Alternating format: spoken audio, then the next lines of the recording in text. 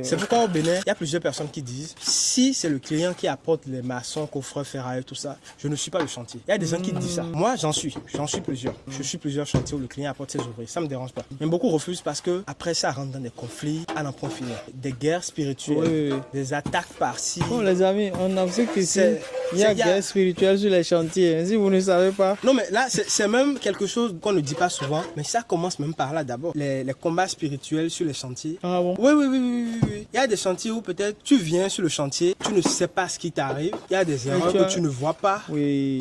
Ça t'est déjà arrivé? Je préfère ne pas rentrer dans ces détails. Ok. Mais il y a beaucoup de choses qui se passent d'un point de vue spirituel. Donc, spirituellement, il faut vraiment avoir une foi à quelque chose quand même. Moi, je le dis. Il y a tous le chantier. C'est comme un champ de bataille, en fait. Quand tu vas à la guerre, les gars sont venus pour être prêts à mourir à tout moment, en fait. Quand tu vas à la guerre. Je sais pas si tu vois. Donc, chacun vient avec sa dernière arme, en fait. Donc, c'est comme ça sur le chantier. Le chantier, c'est une question de beaucoup de millions. C'est pourquoi le domaine où il y a le plus d'anarques dans le monde, c'est le domaine de la construction. Parce que quand on veut t'anarquer, c'est par dizaines de millions.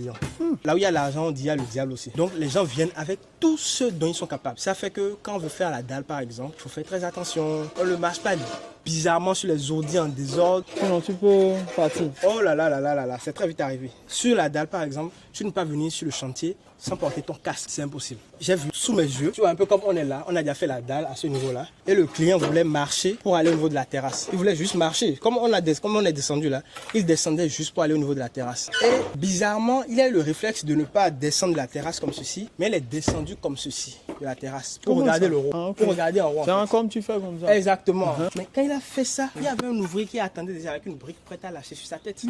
Donc il a juste esquivé de justesse, la brique est tombée là. Juste de justesse. Il n'avait pas de casque de chantier. Je sais pas si tu vois. Donc là, s'il était descendu normalement, il était mort. Ah non, on n'a pas encore commencé les autres ici. Mais la prochaine fois, je viens avec ton casque de chantier comme je l'ai dit. D'accord. Oui, je n'oublie pas. Je l'offre toujours à mes clients, c'est très important.